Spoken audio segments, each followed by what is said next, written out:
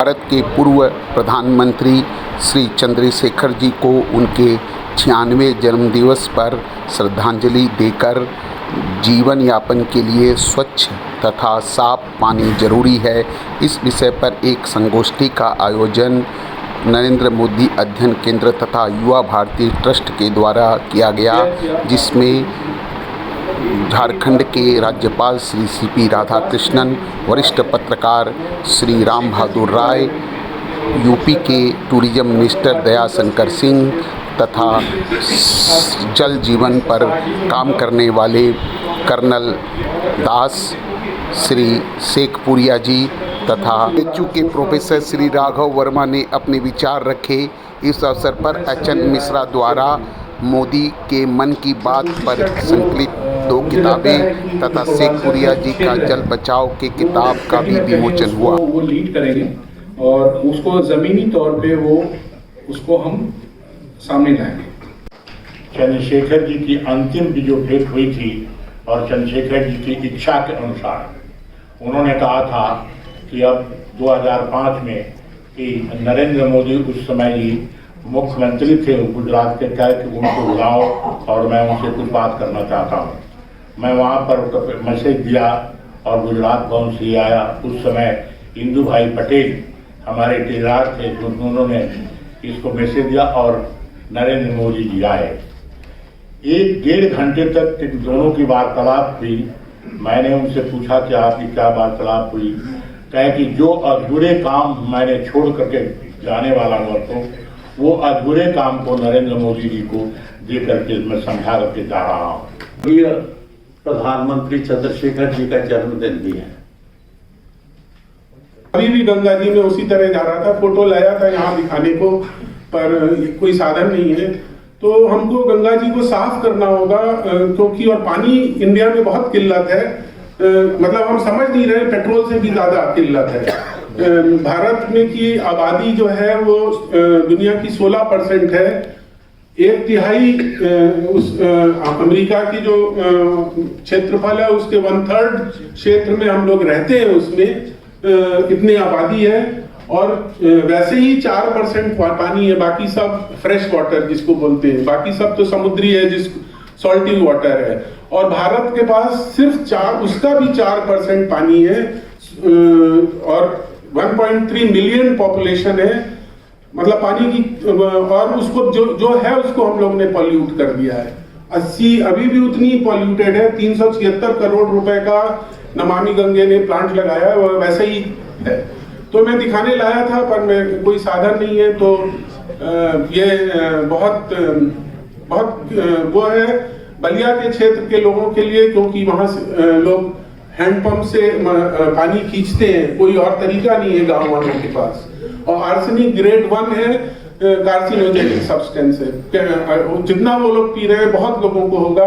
Tata memorial ने इसकी एक डेमोग्राफिक स्टडी की है कि अब जो यूपी से और बिहार से कैंसर के बहुत पेशेंट्स आ रहे हैं, और वो सिर्फ इसलिए कि बेचारों के पास पानी जो अगर हम उसको यूवी फिल्टर जो होता है घर में उसमें लगाएं तो आर्सेनिक जो है वो आर्सेनेट हो जाता है, तब वो नहीं है।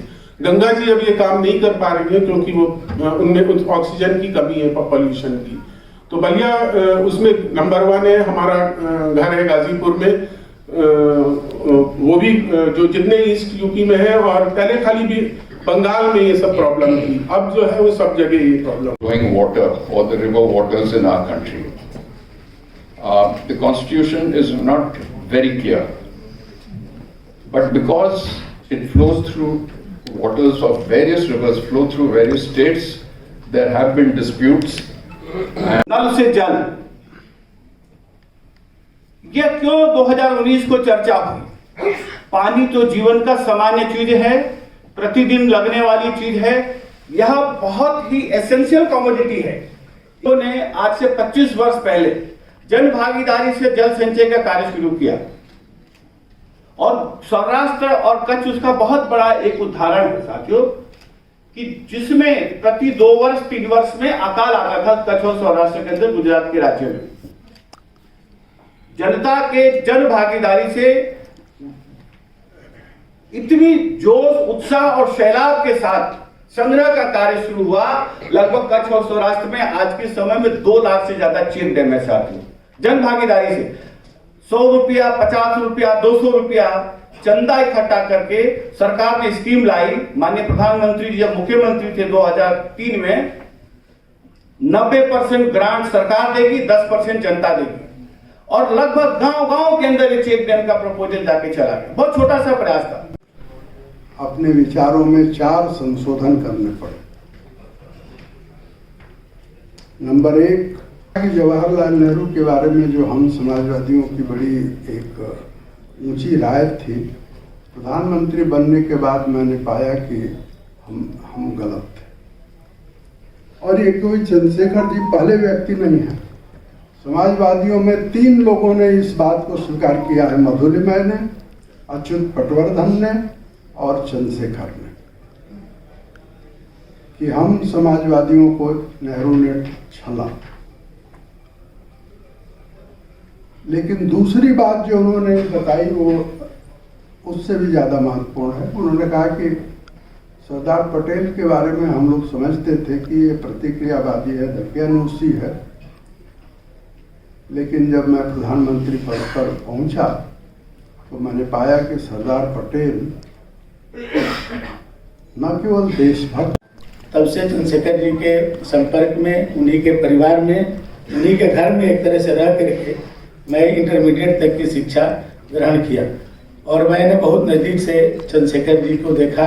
इतने बड़े नेता होने के बावजूद भी जब हम लोग मिलते थे तो कितने एक साधारण तरीके से कभी एहसास नहीं होता था कि एक इतने बड़े व्यक्तित्व से हम लोग मिल रहे हैं।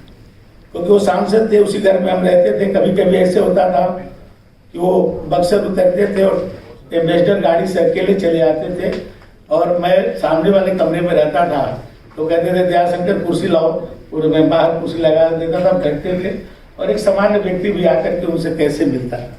जब वो प्रधानमंत्री बन गए तो एसपीजी के बावजूद भी मैंने इतना सामान्य तरीके से अपने लोगों से मिलते थे। I honor our Sabhapati.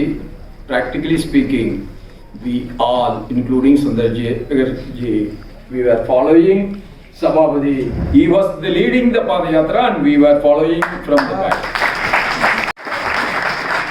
My grandfather has given me one single definition for communism.